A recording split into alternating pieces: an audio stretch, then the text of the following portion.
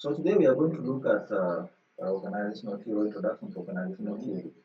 So by definition, we are saying that organizational theory is basically the study of how organization functions, their structure, and the behavior of people within those organizations. So I want to tell you that we have different types of organizations. Even church is an organization, but people think that a church is not an organization because it is a religious institution. But I want to tell you that a church is actually an organization. Okay, a school is an organization. A company is an organization. These NGOs where you're working with, they are also an organization. So by definition, we can just say that the organization is a group of people working together to achieve common goals. So with organizational theory, we are basically studying the way how these organizations behave, their structure, the system, the people within the organization, how they are interacting with each other. So that is our interest in today's lecture. So we have some historical development of theories of organizational theory. We have the classical theory, the modern theory, etc. We are going to start with the classical theory of organization. The first one, under classical theory, we are talking about the scientific management, which is developed by Frederick Taylor. So under scientific management, we are talking about the organization of tasks or grouping of activities within the organization. So the key concept of that theory is that division of labor, that's about specialization. That's when you go to the organization, you have very many people working on different projects, working on different tasks. That is what we call division of labor or specialization. So, Then it so I'm also, not seeing the screen. but on my side, I'm sharing. I don't know why you're not seeing. Maybe your network is not stable. Are you the only one not seeing? Let me check.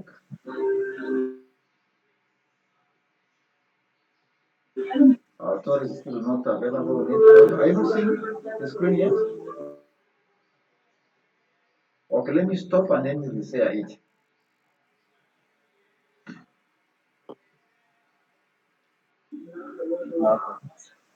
So I'm resharing it.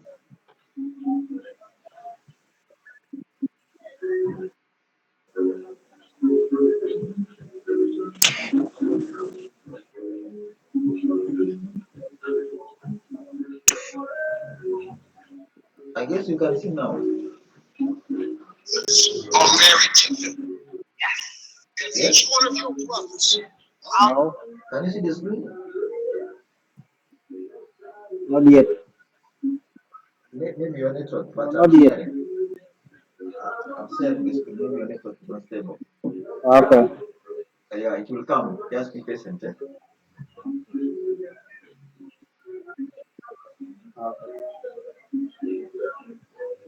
All right.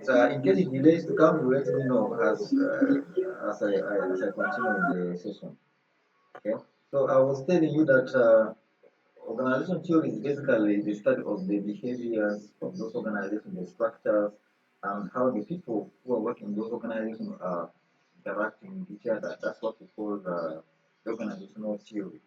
So we also looked at the types of organization, whereby I say that a church is an organization. Okay, don't look at it as if it's only the religious institution. It is actually an organization. A school is an organization, whether it is primary school, whether it is the secondary school, the Riso University is also an organization. The NGOs, whether local or international, they are organizations. So each of these organizations have different ways of doing their things based on the nature. Okay? For example, if you go to church, you find that the activities done in church is different from the activities done at the university. Okay? If you go to the NGO, the activities they are doing is also different from what we are doing at Risto. But we are all called organization. Okay? That's why this mode is referring to us organizational theory. We need to understand how different organizations behave. We need to understand how different organizations function. So we are looking at the theory of this organizational structure or how this organization uh, come into existence. One is we are talking about classical theory. So I was telling that this classical theory was invented or introduced by Frederick Taylor. It's called Scientific Management. So it is characterized by division of labor, what you can call specialization. So this explains where you're working now. You find yourself working in a specific department. If you work in the Department of Finance, it means that every day you come to work, you don't go to the Department of Procurement unless there's another person there. Okay? If you're working in the Department of Human Resources, when you come to work, you don't go to the Department of Finance. You go strictly to Department of Human Resources. That's what we call division of labor or specialization. It happens in both the NGOs, even the private companies, they do have it. How about the church?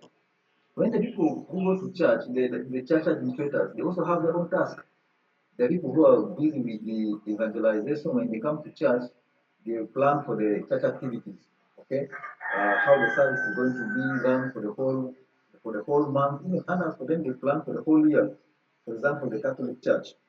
The Catholic Church plan for the services for the whole year. That's why if you go to Catholic Church, you find that the priest is reading one verse or one chapter, the whole world is reading it. Even the Pope himself from the Vatican, they're reading the same verse. That's because they have planned for it. So these are some of the activities done by the church organizations. So if you come to the university level, we also have our own activities. Okay, drafting of the timetable, setting of the examination, we have the finance, managing the tuition, payment, if it is retake, research fee, etc. So basically, the classical theory, which is developed by Frederick Taylor of the scientific management, talks about division of labor, standardization of tasks to improve efficiency. Why do we divide the labor? It's because we want to have efficiency. If you give someone in the department of human resource to do the work of finance, that person might not be perfect. So therefore, the element of efficiency is not going to be there. That's why we need to have division of labor in an organization. So the key concept is uh, piece rate pay. When we talk of piece rate payments, we are talking about someone being paid based on the output, based on the task or the activities the person has been doing, whether for the whole year or for the whole month or for the whole week, depending on your agreement with the organization. So that is the concept of classical theory under Frederick Taylor, who developed the scientific management. So the next one is administrative theory. When we talk of administrative theory, this was developed by a scholar called Henry Fayol. So it emphasized the principles of function. Okay, it emphasized the principles of function. So this theory is similar to Frederick Taylor's theory of specialization, but here we have a different function. For example, in an organization, you go and perform a different function. You have the function of marketing if you work with the private companies. Your function is basically to ensure that the products or services of the company is consumed. Okay, the people are buying, the customers are buying. That's what you call marketing function. If you're under the human resource, you're basically to ensure that the production is continuous. People are working. Okay, things to do with the remuneration, things to do with paying bonuses, things to do with the staff welfare is taken care of. So when you come to the organization, your function or your work is basically to ensure that the well-being of the employees are taken care of. So the key concept under administrative is the planning, organizing, commanding, coordinating, and the controlling. So these are what you call the primary function as a manager. Actually, we have a module in the principle of management for what the topic under which it is talking about the primary function of a manager. Where we look at the planning, we look at the organizing, we look at the commanding here, but in the other books it's called leading, okay, coordinating and controlling. So these are some of the primary functions of a manager uh, as far as management of the organization is concerned. So this theory was developed by Henry Fayol. So that is why we are learning it today. And it's applying in all the organizations we are working in, being it in school, being the church, being it in a private company, or even the hotel. Actually, I forgot to mention to you that even hotel is an organization. Okay.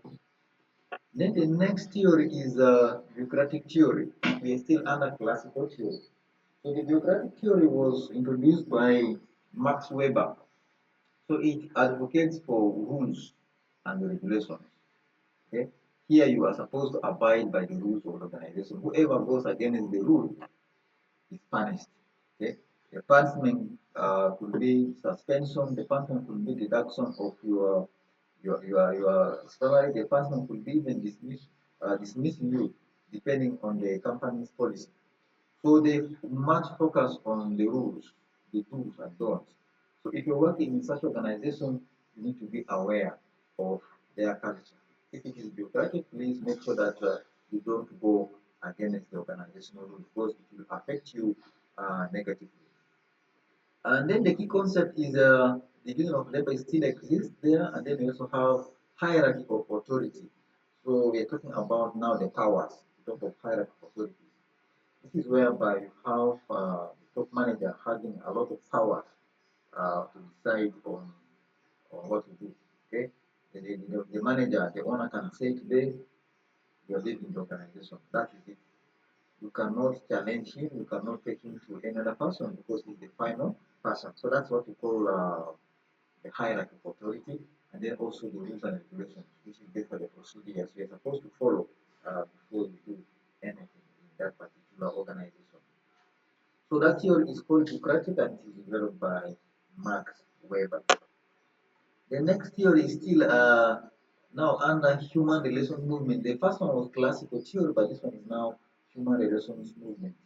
So the first scholar here is Elton Mayo. So he conducted a study on the welfare of employees. Okay. Because when we talk of human relations, we're talking about now employees. Employees are resources, but now they don't want to be called resources. In some organizations, actually, they don't have human resource department. What they have is the work and people culture department. Okay, they call it people and culture department. So they don't want to call their employees resources because for them they believe that they have other resources like the finances, like the computers, like the vehicles, and the human cannot be compared to non-living things. And that's why they're referring to that Department of Human Resources as people and culture. So if you have been following some job advert on Angel Forum, the organization which is using that word, people and culture mostly is we have Save the Children, and not Save the Children actually, World Vision. World Vision is using that one so much. When they are advertising for human resource related position, they don't call it human resource, they call it people and culture. Even Allied, we have an organization called Allied, so they also refer it to people and culture uh, department. So that's about the human relation. It's about ensuring that the employees are productive. It's about ensuring that the employees' welfare is taken care of. They don't want employees to be demotivated in the organization. So their key findings are employees are satisfying when they are having productivity. Or in other words, you can say that their productivity level depends on how they are satisfied with their job. So job satisfaction simply means a situation whereby an employee is contented. Okay? The employee is contented with the job he or she is doing. So the opposite is the job dissatisfaction. So if you don't know what you are doing, the computers are giving you hard time. Even the work environment is not good. You don't have the skills to do the job. Of course, you are not going to be satisfied with your job. And what happens is your productivity is going to go down. So this kind of theory emphasizes that the organization or the management should ensure that the employees are satisfied at work so that their productivity can go high. So that is about Elton Myers' theory and the human relations movement theory of organization. So it's still under human relation theory, we have Douglas Gregory theory. So Douglas proposed two theories. We have theory X and theory Y. So according to him, under theory Y, employees are naturally lazy. Okay? That's according to Douglas. So they don't want to work, they just work for money because at the end of the month they expect to get something. That's why they are working. But in actual, they are very lazy. They don't want to work. So what is the implication to you as a manager? You need to be very strict and have very close supervision. So if you have to go by this theory X, since the employees are lazy, you as a manager, you need to be very strict and supervise the maximum. So another theory is still under Douglas is the theory Y. So under theory Y, he assumed that employees are self-motivated. They love doing their work regardless of the remuneration. Okay, they love work. So that means that the implication to you as a manager is you need to give them minimum supervision. Don't over supervise them. Why do you want to over supervise someone who really loves the job? Okay? Why do you want to supervise someone who is motivated to do his job? So it means that if you keep your close eye on this person is not going to be comfortable. Okay? It's like you're not trusting him or her when he's doing the task. So the theory explains to you as a manager that if someone is lazy, if the employee is lazy, if you're going by theory X, give him or her strict supervision. But if the person is under category of theory Y, who is self motivated, you don't need to have close supervision on such an employee because the more you put your eye close on him, the employees are not going to be motivated. Okay? They will not feel comfortable when someone actually provides them clothing. So this theory was developed by Douglas Gregory. Okay? So in an examination, if you find a question to do with the theory X and theory Y, you need to know that in theory Y, people love job, while in theory X, people don't like job, they're very lazy. So having looked at that, now we're going to look at the organizational structure. Actually, we still have other theories to do with the modern theory. We have the system theory, contingency theory. So in your free time, you can read about them so that you can get a broad understanding of organizational theory. So for this presentation, I've just picked the major theory. So these ones are the major theory. Then with that, I'm now going to look at organizational structure. So when we talk about organizational structure, we're talking about a system in which certain activities are directed within the organization so that the end goal is achieved. Okay, that's what we call organizational structure. So it's basically about the roles, responsibility, and how communication is flowing within the organization. So at least university, the kind of communication, the kind of activities you do will be different from where you are working from, depending on how you report your goals, depending on how the organization set its structure. So basically, so when you talk of organizational structure, I think I'm talking about a system of how things are supposed to be done, a system of how communication is supposed to be flowing, who reports to who. That's what we call organizational structure, and it's part of this module called organizational theory. So we have elements of organizational structure. Number one is the hierarchy. Okay? So in talk of hierarchy, we are talking about the authority. Okay? In any organization, you have someone with the utmost power. That is the overall manager. Okay? If you work with international NGO, the last person in the hierarchy I think is the first person there is the country director. So there is no another person above the council director. So whoever is working in that organization, for example, if you work with the Save the Children, you are basically under the authority of the country director. So that's what you mean by hierarchy. It's all about power and authority in an organization. So every organization has that. Even in the church, okay? In the church we have that. In a Catholic church we have the Pope. The Pope is the overall. Then if you come to the context of South Sudan, you have the Archbishop. Okay, so these are the hierarchy of the church. So for at the university level, we also have those hierarchies. Okay, then we have the span of control. The span of control is about the number of employees under your supervision as a manager or as a supervisor.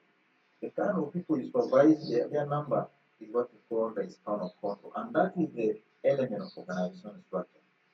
Okay? So when you are assigned a responsibility as a manager, or if you are assigned a responsibility as a supervisor, there must be exact number of employees you are controlling. It could be 10, it could be 15, depending on the size of the organization or the nature of the organization. So that's another element of organizational structure. Then we have delegation of authority. Delegation of authority means giving responsibility to your assistant or to the lower employees. If you are the manager today, you're not coming for work and there is a meeting, you don't need to come for it. You need to delegate. You need to pass authority to someone to go and represent you or to represent the organization. That's what we call delegation. It's very important. Yes. Don't be a manager whereby if you are sick, the organization becomes sick. If you are on leave, the organization is also on leave. Don't be such kind of manager. Make sure that you always do delegation. Delegation is very important. It helps in building trust. It also helps in empowering the employees to prepare them for higher positions. Then the next element is departmentalization. Okay, we're talking about now having different departments in an organization. I've been talking about the department of finance, the human resource, logistics, procurement, etc. That's what we call departmentalization. In any organization, you need to make sure that you have a department. However, some organizations might not have all the departments because of the size. Okay? The size could be small, therefore you don't need to have all the departments. And also the nature of the organization. For example, in the church, I don't think you need to have a department of human resources in the church. I don't know whether it is really there. Okay? At the university level, we have the department of human resources, but if you go to the secondary schools and the primary school, which is an organization, they don't have a department of human resources. By the head teacher and the director of studies, they do manage the element of human resources. So the absence of human resource department in secondary schools should not mean that there is no element of human resource in the organization. The elements are there because by the end of the month, the teachers are supposed to be paid. Okay? The teachers are supposed to be motivated. Even they also appraise the performance of their teachers. So that is what we call the element of human resource. But the department actually does not exist. Okay, so that's what we call departmentalization. So it differs. Okay, it differs. Then we have centralization versus decentralization as an element of organizational structure. So when we talk of centralization, we're talking about a situation whereby the manager is in charge of every decision making. Okay, the manager centralizes the powers to himself. He only dictates, do this and you do it, do that and you do it. So when we talk of decentralization, now it's the opposite of centralization. This is where the manager gives powers, okay, to the lower employees. Minimum power but not maximum, of course. Okay? In terms of engaging them in decision making, in terms of doing some consultations with them to make sure that whenever a decision is taken, it's a good one, it's not against the will of the organization. So these are some of the elements of organizational structure. And remember, these elements will not be found in all organizations because of the nature and the size of the organization. Don't say, the Patrick told us that these are the elements. Yet you go to the church, you don't find the department of human. So then you say, sorry, Patrick is lying. Okay? Patrick is not lying because the church has no that nature of the structure. Otherwise, these are the elements of organizational structure. So with that, now let us look at the types of organizational structure. We have the functional structure. The characteristic of the functional structure is that it is based on the specialization. Okay, for example, the marketing department or the function, you have the finance, and you have the production. So that is the functional structure of the organization. There's no way you can go to an organization without those departments. For example, if you go to the MTN company now, you will find that they have complete department for marketing. They are there. And within the department for marketing, you have subdivision. You have the customer care service, you have the sales team. It is so all these are under marketing department. So what's the advantage of functional structure? One is specialization, of course, you will be working in the marketing department if you have marketing related qualification. It does not necessarily mean that you need to study marketing at university to be in the marketing department. Marketing is basically convincing someone to buy a commodity. When you talk, you can convince. If you have that deep marketing language, you can actually be in the marketing department even if you not study at the university level. Okay? So that's what we call specialization. Then another advantage is also efficiency. Okay? You will become more efficient in whatever you are doing because of the skills, because of your knowledge about the task. Then also create career path, okay, within the function. You have people who have been having a lot of experience. You can see someone having 10 or 15 years of experience managing human resource. That's what you call the advantage for functional. Okay? Someone having 20 years in finance, okay, or accounting, that's the career path within the functional department. So what's the disadvantage of the functional department in an organization? One is it can lead to lack of communication between departments. Remember, we are having different departments in an organization, more than four. But if you concentrate only in one department, it means the chances are high that you might not even know some of your colleagues in other departments, yet you work with the same organization. You have organizations which is having more than 500 employees in different departments. You may find that someone is working in the same line with you, but you don't know that person because you are working in a different department. So that's a disadvantage of having a functional structure of organization. The next type of organizational structure is the divisional structure. So under the divisional structure, we're talking about now stuff, some activities or what we call activities to be done within the same function or the same department. I've just been explaining to you how marketing structure is designed. Okay? Within the marketing structure, you have the sales team. That's the division. Okay? You have the customer care service. That's the division. Okay? If you come to human resource, you have people who are dealing with the recruitment only. That can depend on the nature and the type of organization, if it is big or small. Okay? Then you have the salary administrators who are in charge of the salaries. Then you have also the training specialists who are in charge of the staff development. So, but they all work within the same department, that is human resource. But here, on top of the division of structure, that's what we are referring to. So breaking down the task into smaller parts so that the whole objective of the organization can be achieved by the end of the day. So, what the advantage of it is about focus on specific tasks we are doing. Okay? When the human resource department, your work is basically to do with training of staff. That is it. So it means that you will not be concerned with recruitment, you will not be concerned with the things to do with the salary issues, no, or contract management, no.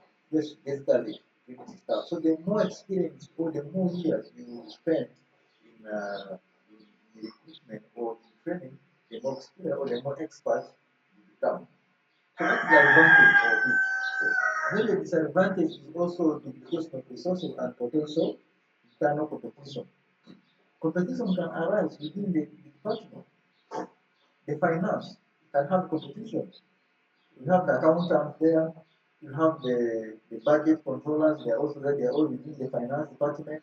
So competition will arise, right, within the same department. That is the disadvantage of having a divisional structure of the organization. So this depends also on where you are working for. Then the next one is the flat structure.